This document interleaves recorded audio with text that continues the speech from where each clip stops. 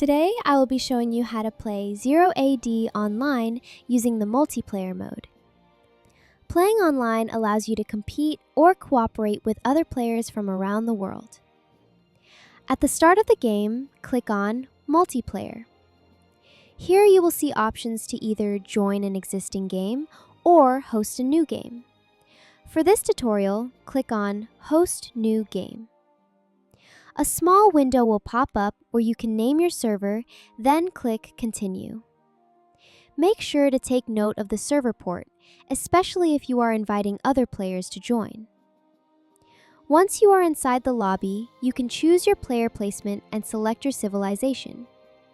You can also customize the game by changing the map type, applying map filters, and choosing from many different map options. If you want to explore more maps, you can click Browse Maps to view additional selections. After you are done customizing your game, simply click Start Game in the lower right corner. And that is how you play Zero AD online.